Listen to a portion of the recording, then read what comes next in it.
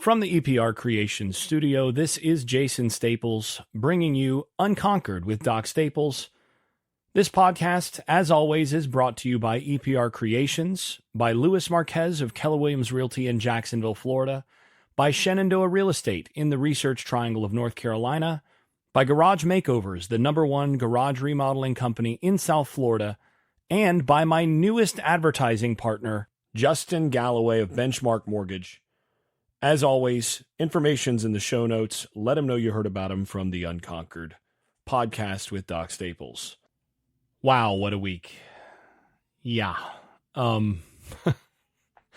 Yeah, looking to replace their legendary head coach, Alabama, looked to a young coach who had built Florida State into a title contender. And fortunately for Florida State, that coach ultimately said thanks but no thanks and chose to stay at Florida State, where he'd already built his own program in his own image, didn't have to go somewhere else and build in somebody else's shadow. And he felt like he could better sustain long-term success at Florida State than Alabama. Now, the coach that I'm talking about is, of course, Bobby Bowden, and the year was 1986. The next year, Florida State began an unprecedented streak of 14 straight top 4 finishes running from 1987 to 2000. Now, of course, I could have also been just as easily talking about Mike Norvell this week. Now, history doesn't repeat, but it often does rhyme, and it sure seems like we have just finished a stanza, and we are right at the beginning of a new stanza with its own rhymes at Florida State and in college football as a whole. This was a momentous week with Nick Saban stepping down at Alabama, the end of a dominant era there, where essentially he was the black hole, the gravitational pull at the center of that Alabama universe, and made them the premier team, the premier program in college football. And now he's no longer there. And it's going to be really, really interesting to see what the results of this are. I knew back, January 4th, that he was likely to step down, that he had notified the trustees at Alabama that he probably was going to step down. It wasn't 100%, but I and a lot of other people around Florida State were already aware of that. Now, my concern was that maybe they would that they might target Mike Norvell, but I was actually more persuaded that maybe they'd target Sarkisian, and then the Texas job would be a very, very hard job for Norvell, who's from Texas, to turn down, of course. So that was my initial thought. And then as soon as Saban actually did step down, I started looking at the landscape and thinking about it and going, there's no way Sarkisian leaves Texas, which is a better job than Alabama, for Alabama to follow Nick Saban. No way. And then I started thinking through, who would actually take that job? And then I started to get concerned pretty quickly. And I'll be honest, a lot of folks around Florida State were legitimately nervous through the end of this week.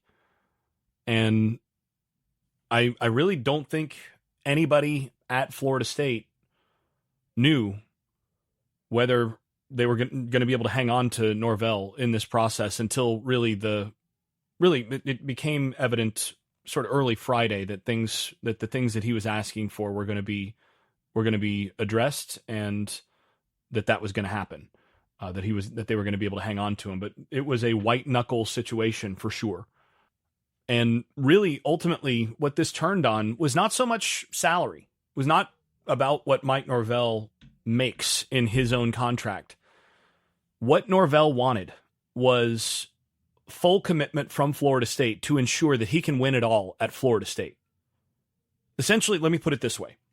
Norvell wanted to be sure that if he stayed at Florida State, he would be in position to beat Alabama on the regular, on the recruiting trail, in the transfer portal, and on the field. Yeah, I think the Florida State team this year would have beaten Alabama. but he wanted to be sure that going forward, he would be in position to be able to outcompete Alabama without Nick Saban. And if he wasn't going to get that at Florida State, then, well, Alabama starts to look really appealing. And I'll be honest, if I were in Mike Norvell's shoes, this would have been a hard job for me not to make that move to go to Alabama. Because, think about this. Think about every day right now, every day he goes to work at the Moore Center at Florida State, he's reminded of what just happened over the past month. It's like living in a house where, you've been married for 40 years and now your spouse has died, and everything there reminds you of what has been and what you don't have now. There's definitely still anger and grief and all of that over what happened. Now, he's completely invested in the revenge tour here, but he wanted to be sure that moving forward, he would be in position to outcompete the best programs in the country at Florida State. That was what he wanted, and he got those commitments from Florida State. Florida State is fully committed to what Norvell needs to sustain a title contender for the foreseeable future, and as a result, Mike Norvell is going to be the head coach at Florida State for the foreseeable future, and that is huge. It's absolutely critical for the Florida State program in this moment. This would have been an ultimate gut punch or worse after the past 6 weeks. You think about how devastating that would have been for Florida State. Think about what that would have done just for the short term in terms of the roster. All the guys that have just come in from the portal and all of that, the whole roster opens up for 30 days after you lose your coach. You're talking about 3 to 5 years you're set back. And then after what just happened with the snub and everything else, and who are you going to go out and hire? Whew. But now you've got a top 5 coach in the college game locked up for the foreseeable future. That's absolutely enormous for Florida State moving forward. Now, Kalen DeBoer is a great hire for Alabama. I think he was the best guy that they could get if Norvell turned them down. And I would have gone after Norvell had I been them, because he's proven he can win in the Southeast. You put the Bama brand with him and all of that, and you're convinced that he's going to be able to attract talent, and he's going to be able to run an offense that can beat SEC defenses. But in the absence of that, I think Kalen DeBoer was the best guy they could get. Now, the question with him is he going to be able to pull all the recruits that Saban did? Saban was a gravitational pull in recruiting, unlike anything else in the sport. Is DeBoer going to be able to go and pull all those players out of Florida that Saban got? Is he going to be able to do what Saban did in terms of collecting the talent at Alabama? Or is he just going to be able to do well, maybe win a title here, can keep contending for the SEC and all of that? Or is he going to be able to sustain? It's a tough ask to do anything close to what Nick Saban did at Alabama. And you're going to bet against pretty much anybody, regardless of how good a coach he is. You're going to bet against anybody doing what, being able to sustain anything close to what Alabama has been. And if you're thinking about this from the Florida State side, one of the things that gets really interesting here is Saban wasn't just a great recruiter. He recruited the state of Florida better than anybody else. Saban signed 28 consensus 5-star recruits from the state of Florida. 28. When he went down to South Florida, he got the players that Florida State, Miami, and to a lesser extent Florida had gotten prior to him being at Alabama. He just walked into those places and got those kids. Now, the question is Kalen DeBoer going to be able to walk into South Florida, to walk into the Panhandle, and just flash that Alabama script A and take those same 5 stars? Or let's say out of those 28 guys, does Florida State maybe pull an extra 1 or 2 per year of those 5 stars from the state of Florida now that Saban is no longer involved? That changes the calculus. Because you add, say, 4 5 stars over a 4-year cycle to the kind of Florida State rosters that Mike Norvell's been putting in place, especially on the line of scrimmage, and especially, your Amari Coopers and those kind of guys, all of a sudden, the balance of power tips back. And given how invested Florida State is going to be in the recruiting side of things and in the transfer portal and in roster maintenance and all of that moving forward, I think we may well see Florida State starting to pull a couple extra of those elite players that went to Alabama, a couple extra of those kind of players each cycle now. This was a huge, huge deal, keeping Mike Norvell. Now, a couple questions that I was getting during the process, via Patreon messaging, email, Twitter, whatever. Probably the biggest one was this. Did Alabama really offer Norvell, or was this just a Jimmy Sexton shakedown? So, first thing I'll say is so in the college football hiring business, in the coaching game, nobody gets offered until they say yes. That's the way it works. So did Mike Norvell get a formal offer from Alabama? No, he did not. Couldn't have, because you don't get offered until you agree that you're going to take the offer. That's the way this works. Does that mean that he didn't get offered the job? No. That does not mean that. Because you only ever hire your first choice in college football. Nobody's ever your third choice. Okay, let's think about it this way. Let's back up a little bit. The same agent, Jimmy Sexton, represents pretty much every elite coach in college football. He's the go-between for everybody. So you work through him and you negotiate through him, and then he brings what he's been talking about with the brass to the coach and says, yeah, let's just say if this were put on the table for you, would you take it? And the coach may interview with the brass. You have these various interviews, whether it's Zoom or anything else. Coach talks with them, and then they deal numbers with Jimmy Sexton. And then Sexton basically comes back to the coach and says, if this were put on the table, would you take it? And only once that answer is yes, does any offer actually get made.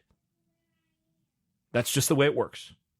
Every school always hires their first choice, always hires the first guy that they offer. Now, I don't think anyone but Norvell, his family, Sexton, and the decision makers at Alabama can know for sure whether or not he had the ability to say no to the job, whether he was actually next in line. But what I do know is that key decision makers at FSU, people high up at FSU, people involved in the whole process at FSU, and everyone I talked to with any knowledge of the situation believed that Norvell had the option to go to Alabama and had the option to say yes or no. And given a little of what I also gathered from others outside of Florida State in the coaching industry, is that some people who say would potentially wind up on a Norvell staff believed that Norvell might be going to Alabama. That was something that he had the possibility of doing. Every indication that I've gotten is that Mike Norvell had the choice here. Now, again, nobody gets offered until they say yes. But Mike Norvell did not say yes. So he didn't, quote unquote, get offered. So the next question I got quite a bit here was, how important was Florida State's NIL commitment and, otherwise in all of this? And I'll just say this, very. I will say I am pretty much certain that if the Battle's End had not been put together and had not been as well run as it has been, Mike Norvell would not be the head coach at Florida State right now. I'm pretty confident in saying that. And the support that everyone involved on that side of things, the people who've donated to that, and all of the support off the field that Florida State has gotten, and especially since that amping up and ramping up since the travesty, that all of that was a factor in Norvell staying at Florida State. So that's a huge deal. Huge, huge deal. And here's another thing to think about here. If you are Mike Norvell, think about how all of this works moving forward for his recruiting pitch. He can now go on the recruiting trail and tell players, honestly, I turned down the chance to go to Alabama. I had the chance. Look, they wanted me to go there, but I chose to stay at Florida State because it's better here.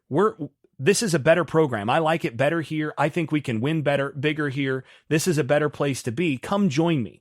Oh, and I'm not going anywhere because if I was going to go anywhere, I'd go there, obviously. So I'm going to be your coach as long as you're in college. Let's go win championships. That's a really, really persuasive message because now he can say, look, lots of coaches can tell you what they're going to do. I already showed you what I'm going to do. I'm going to be right here winning titles. Be right here going undefeated. I'm going to be right here. I'm not going to other jobs because I don't want to go to other jobs. This is the place to be, and this is where you ought to be too.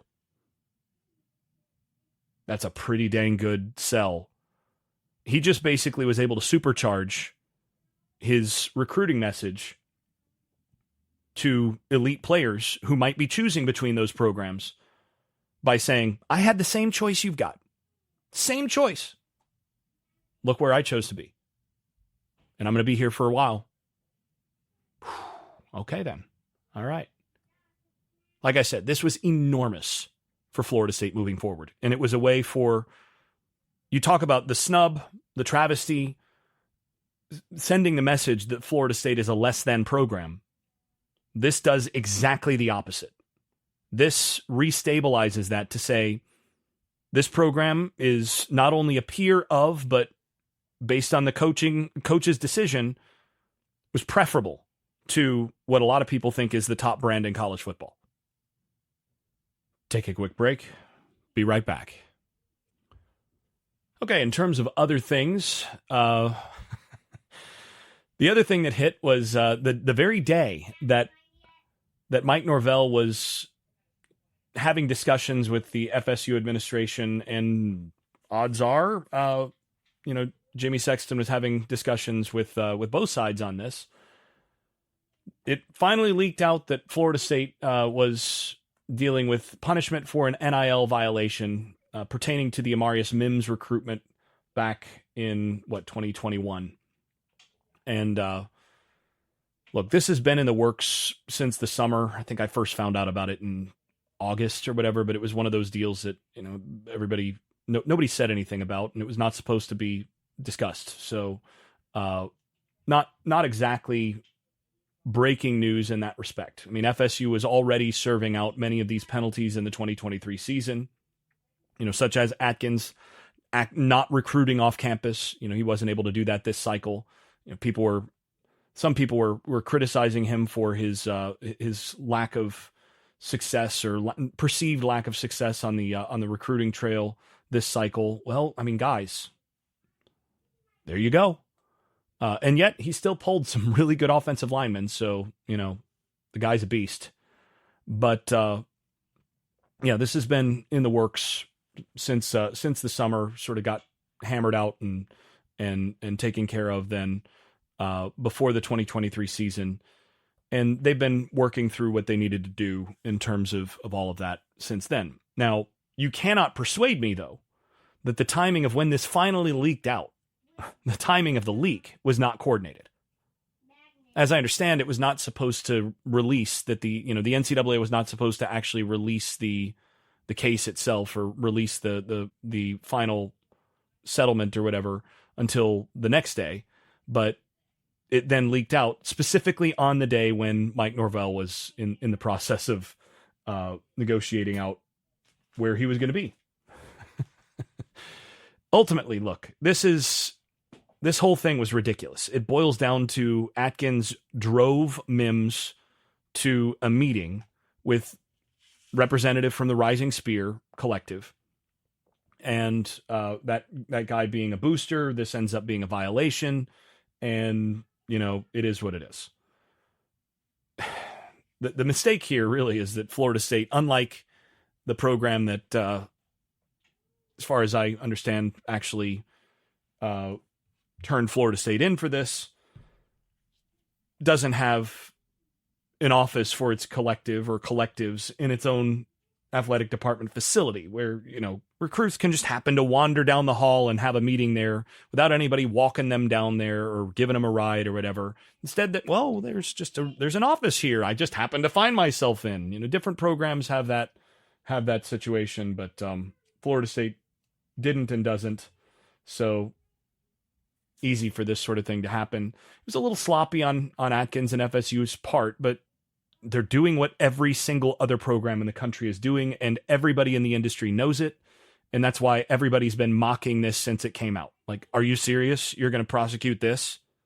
Now, I do wonder how much this case and the way that this actually worked out, how that's going to impact much bigger cases like the Jalen Rashada case that is in the process at Florida, and some of these others where the NCAA is trying to, sort of in its last ditch effort to demonstrate that it actually has some oversight.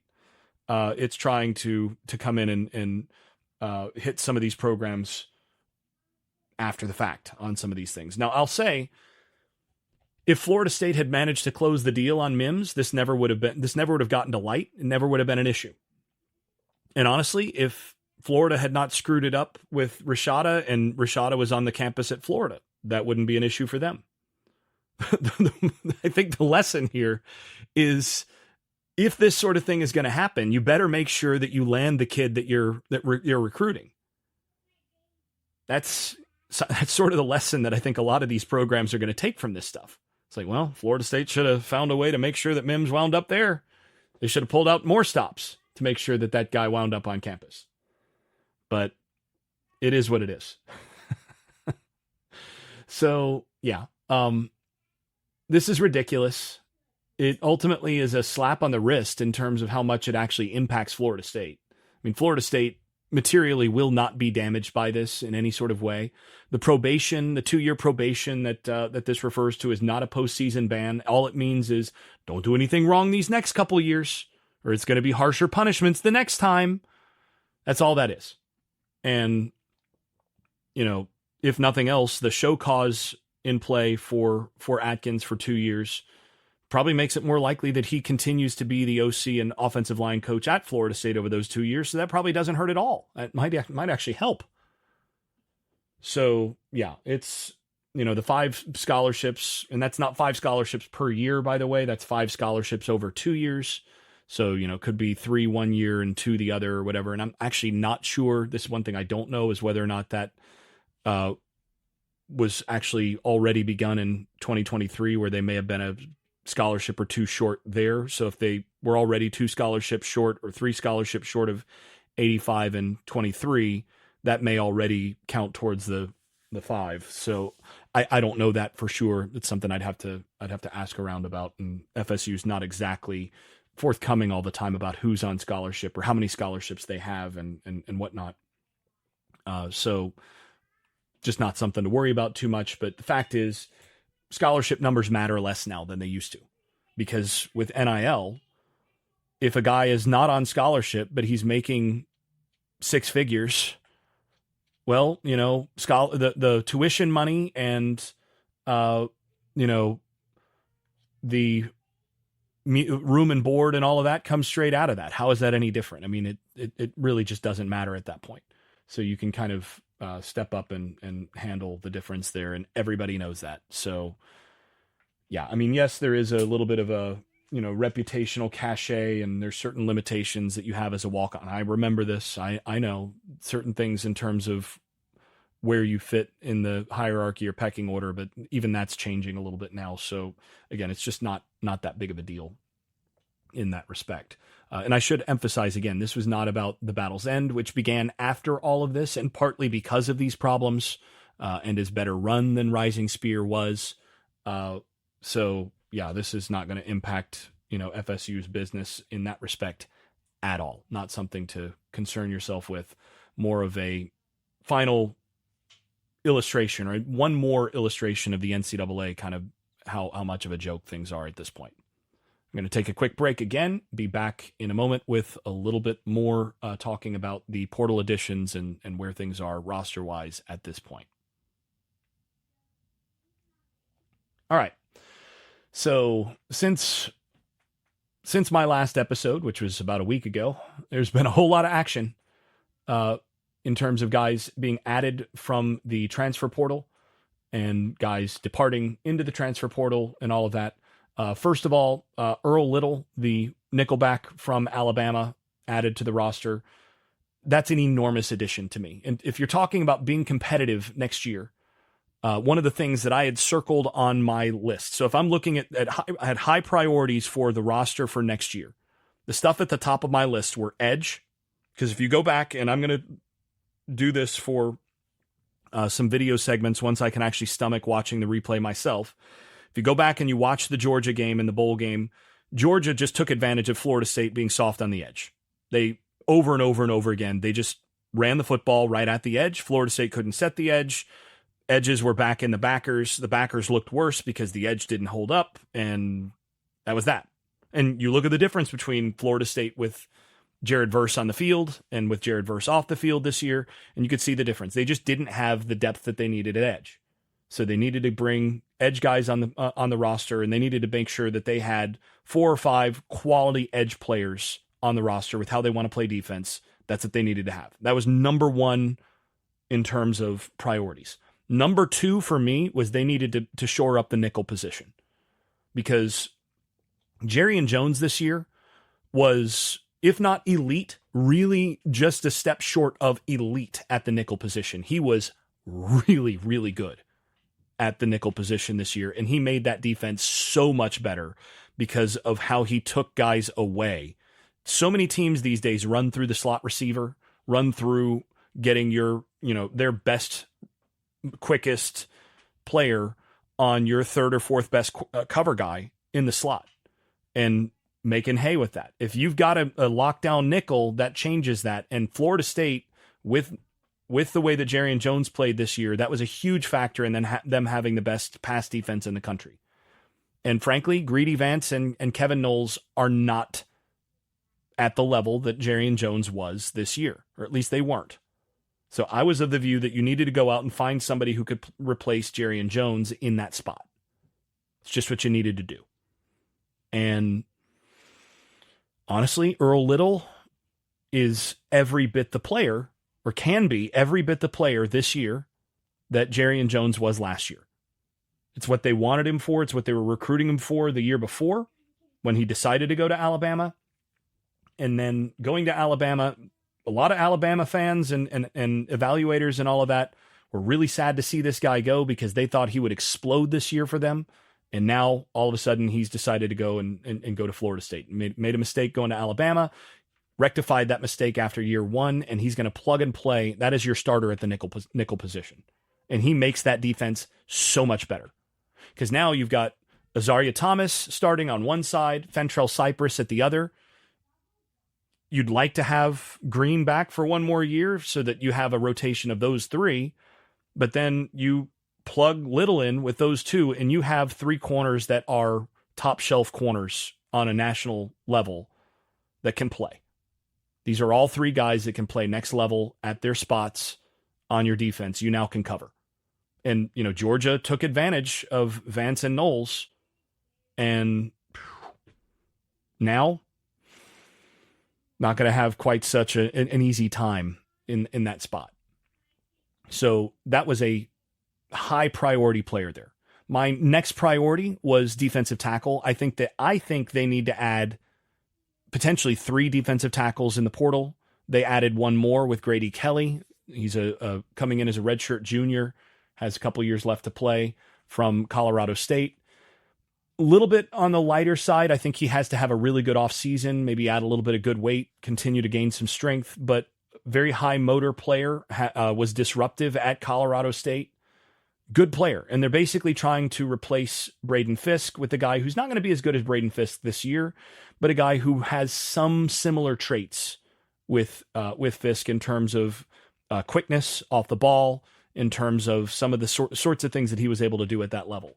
And of course, Kelly originally from the state of Florida, so coming back home in that respect adds to the depth that you've got on the defensive tackle at the defensive tackle position. And what you're hoping is you've got Farmer and Jackson as your starters next year, and then Kelly and Lyons as your next two at this stage. And then KJ Sampson basically needs to be your really step up as a fifth option. Obviously, Dennis Briggs and Malcolm Ray both hit the portal. I think with Kelly, the way to think about it, they're trying to replace Fisk. He's not as good as Fisk. But I think what you're getting with him is someone who's maybe a little bit of an upgraded Malcolm Ray with a little bit of extra time left with an extra year in the program. So you're trading Malcolm Ray, who left for Rutgers, and essentially you're getting in Kelly Malcolm Ray plus, so a little bit better version of Malcolm Ray, a little bit more disruptive version of Malcolm Ray with an extra year. So it's a good overall take, helpful. I still think you need to add at least one legitimate, like top shelf type defensive tackle via the portal. I think they absolutely need to do that. Partly because I'm still not 100% that Joshua Farmer is going to be there after the spring. You know, maybe he just decides to fully invest and he's going to spend his one last year at Florida State and buy in fully there. But I think you need to have insurance just in case. You need to be ready after the spring to have a guy to plug and play there. Now, even better if that guy comes in and he can be the third in your rotation at the level of a Jackson and Farmer, like what you had this last year. You want to add a third or fourth guy that can play at the level of your starters. Because 2 years ago, they had really good starters, but when those guys got hurt, they lost games simply because they didn't have the top level depth. And I think they need to add one more top level depth guy there. Other action there. You had the addition of Jalen Lucas, the utility player from Indiana, of course, the brother of Ja'Kai Douglas, and a guy that has serious top end speed, a guy you can put in the backfield and match up against a backer and really have some mismatches. You can put him out in the slot. You can do a lot with him. And because he's he's a 10-5 type guy in the 100 meters, you can do a bunch with those guys. And of course, a top level kick returner, and the hope is that he can also be a punt returner. Basically, you're bringing in a guy primarily for special teams, but also as a gadget player that you can add not only for this year, but for the 2025 season. So good addition there.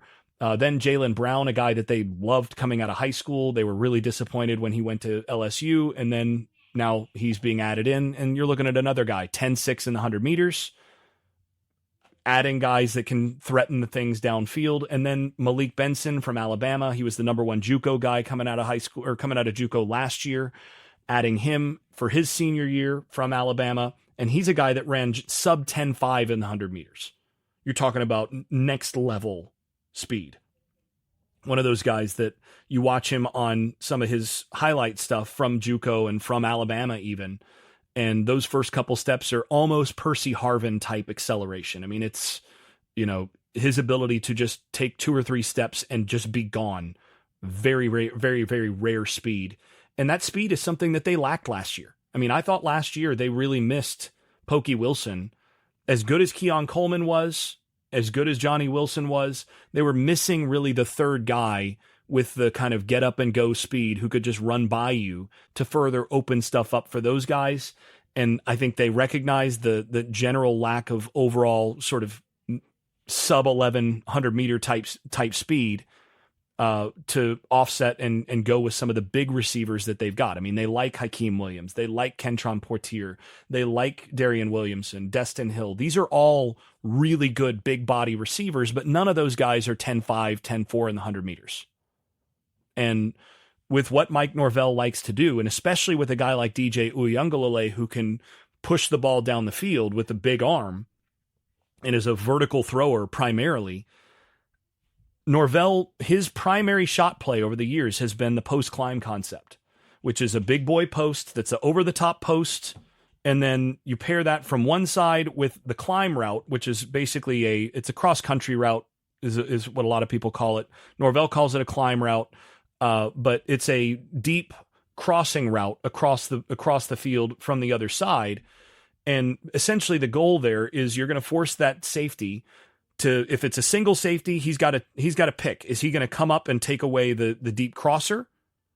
If he gets distracted by the deep crosser, you throw it over his head to the deep post. If he takes the deep post, you've got potentially a window one throw behind the linebackers, if not behind them. If you've got the deep single safety in the middle of the field and the corner runs with the deep post, now as that corner clears, you're throwing into that zone 3 across the field into the deep area, and there's just nobody there. He's running away from coverage, and now you've got a shot there. Against 2 safeties, this works out really well as well, because one safety on the side of the post, if he takes the post, you throw the climb. If he takes the climb, then you probably can throw over his head for the post because the corner is going to have outside leverage. And again, you've got some opportunities there. The thing is, in order to have the most success with that concept, you need somebody who can run away from the corner on that deep post. And ideally, you need somebody who can get across the field really fast on that climb route. So if you have a 10-4, 10-5 type guy on the field, and especially if you have them at each of those spots, that gets much harder to cover for the defense. Now, and this is the concept, for example, that was the one that was hit on the first play against Miami a couple years ago to Pokey on that deep post. He had the deep post. Johnny had the climb. You can do a lot with that. And essentially what they've done is they've thrown bodies at the speed problem that they had from last year to give DJ some options that he's going to be able to go over the top with. And the other thing is that these are also really good screen players. These are guys where you hit them on the screen and they may just, slip one tackle and that's 60 yards because nobody's going to catch these guys. And then you pair that with your vertical threats, your big body types like Hakeem and Kentron Poitier and Williamson and Destin Hill. And now you have a pretty full wide receiver room, and you give your freshmen, Elijah Moore, McCoy, Camden Fryer, BJ Gibson, you give those guys an opportunity to develop 1 year while these older guys are going. So that allows you, I think, to have Destin Hill as kind of a guy you move around between the slot and the number 2 position, the flanker position. Hakeem Williams is a guy you can have on the outside and be a really, really a key piece for you there. Kentron Poitier can be a sort of a glue guy, again, a big body type, possession type on the outside. Williamson, if he can stay healthy, is part of that mix. And then you throw Benson first and then also Brown into that mix, and you've got some serious speed to throw into that mix and have and open things up for those other players. So it's a good mix. And again, think also in a 16 game season, for if you're going to make the finals of the college football playoff, if you're going to make the championship, you better have bodies to continue to rotate over the course of the year. You need to load manage. Think about how many receivers missed time this last year. I mean, Keon got banged up. Johnny got banged up. Poitier missed time. Darian Williamson missed time. Destin Hill missed time. Deuce Spann missed time. All those guys got banged up. Ja'Kai Douglas missed time. All those guys got banged up over the course of the year. You better have 8-9 bodies at that position who can play, or you're going to wind up, potentially putting yourself in position where you're really limited. And so they've added to that room. Then along with that, they've added another edge, another 2 edges, actually. Tomika Durojaye, who is a guy that caught my eye when I watched the West Virginia North Carolina game. North Carolina had a couple pretty good offensive tackles this year, and Durojaye was a problem for them in the bowl game. Talking about a guy that he played at about 280 this year. They're going to slim him down a little bit to about 270 and let him he's a really explosive guy at that body size. Really similar kind of player to what you got with D-Walk a few years ago with Walker in the Jimbo era. DeMarcus Walker is kind of your comp, a guy that you can slide inside and have as a really disruptive rusher on passing downs, and a guy that can set the edge and be a big body player on the edge and do so with explosive hands and the ability to create some problems with power from the edge. So a really good addition to rotate in there with Marvin Jones, Patrick Payton. Essentially, he becomes a third starter. And then they added another with Sione Lolohea, and I think that's how you say that. But another guy who, he was a disruptive, a quality player for Oregon State, which was a good line of scrimmage program in the Pac-12. And again, now you have essentially a fourth starter on the edge with four bodies that now are really high quality players. So Marvin Jones, Patrick Payton, Dorojaye, and Lolohea. And it doesn't matter who starts the game because all of those guys you're expecting to get 350 plus snaps. And so they stay fresh and they stay disruptive. And in each case, you feel like you've got a guy that can rush the passer, that can set the edge against the run, and that you're not at a position where as soon as one guy goes off the field, you're in trouble. You're able to sustain the level of play. And each of those guys is going to benefit from being in the rotation with the other. Now, I think they still could add one more edge, honestly. And I think after the spring, it'll be interesting to see, or maybe through this 30-day cycle with Alabama as well. But I think after the spring, it'll be really interesting to see if another edge, another really high-quality edge joins in. And you would be looking for a guy that has another couple years to play at that point. And then, beyond that, DJ Lundy returning from Colorado, deciding, you know what, I'm not going to Colorado after all, coming back.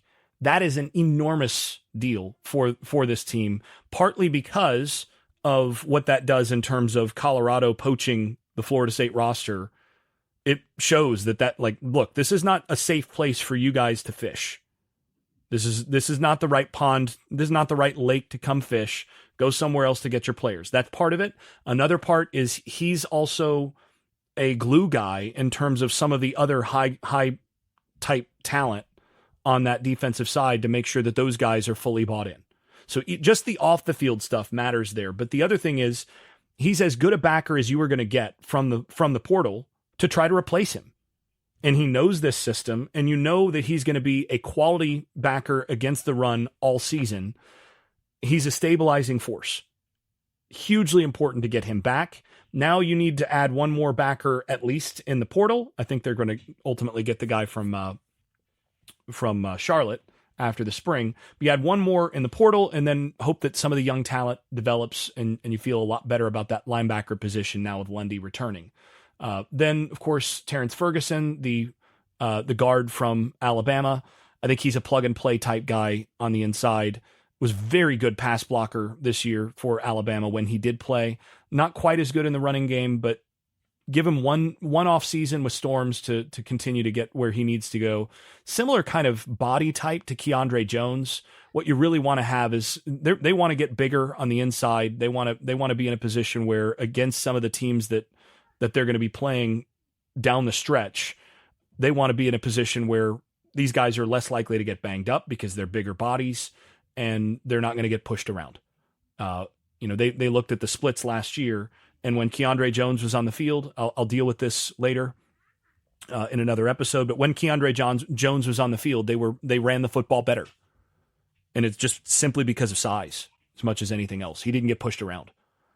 So doing that, they're expecting to add another lineman or two as well. And then, Roydell Williams is the running back from Bama is on the campus as I speak, visiting. There's still some additional stuff going on. So yeah, a lot of moving pieces here. I think that also things are looking good for high school edge, Amari Williams, the 6'5", 215-pounder, who's a freak athlete and exactly what they need to have in the pipeline in terms of building that edge position for the future.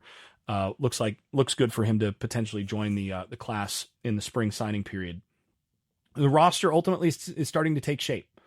I have the number, including Williams, and a couple of the others that I expect to come in for the spring at 89 at present. So there will be some attrition. There will still be some more attrition before the fall. And I do expect at least 3 additions from the portal after the spring. I think they're holding some spots, just my own view here. So I expect them to shed another maybe 6 players or so, maybe 7 players on the current roster before the fall. There's going to be a lot of, they brought in a lot of bodies, and they're just going to kind of let these guys compete it out and figure out who wants to be there, who feels that they've been passed up, and all of this other stuff, and who's in position. This is what you have to do in today's game. Let guys earn their spots, and then if they feel like they aren't going to play as much as they want, then put them in a position to go somewhere where they're going to be better situated. But the roster is starting to look a lot healthier for the 2024 season. And, they've added some players with some additional eligibility for the 25 season. Still some pieces they need to add, but definitely a long way further than they've been on this front. So, and there'll probably be a couple players that, people won't be happy about seeing leave, but they're in position to absorb some of that attrition and continuing to bring in guys that are raising the floor of the program and continuing to put themselves in a better spot talent wise. So just an unbelievably momentous week as, again, Florida State putting itself in position to for its future and to be in position to be competitive long term. And now Mike Norvell and that staff, they're not just at this point building for the distant future. There's a whole lot of Black Air Force One energy going right now with the Florida State coaching staff and with Norvell and the rest.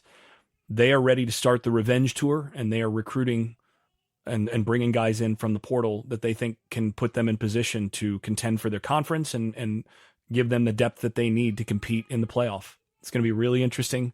Like I said, super, super momentous week.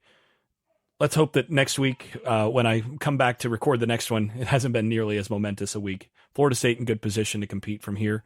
Thanks for listening. Talk to you soon. If you've been enjoying this podcast, please leave a 5-star rating over at Apple Podcasts and wherever else you listen to podcasts. Post and repost episodes on social media and tell a friend. And if you haven't left a review in a while, do it again. It really does help the visibility of the podcast. Before we go, I'd also like to thank my advertising partners once more. That's EPR Creations, Louis Marquez of Keller Williams Realty in Jacksonville, Florida, Shenandoah Real Estate in the Research Triangle of North Carolina, Garage Makeovers, the #1 garage remodeling company in South Florida, and Justin Galloway of Benchmark Mortgage, serving Florida, Alabama, Tennessee, and Kentucky. You can also stop by the Unconquered Shop at unconqueredpodcast.com, where you can buy stickers, pins, magnets, t-shirts, and other swag. And thanks also to all those supporters over at Patreon, where I post video analysis and field questions for the podcast. I am especially grateful to those above the dynasty level. That is Andrew Garrett, Brian Leininger, Neil Cook, Casey Kidd, Chris Chartrand, Dave Blair, Hector Cartagena, Jack Horton, Jimmy Van, Jonathan Kennedy, Keith Cheney, Lee Caswell, Tyler Kashishke, Vince Calandra, and Bert Bertoldi. You all are far more generous than I deserve. I'm really grateful. Thanks to you all. This has been Unconquered with Doc Staples. I'm your host, Jason Staples.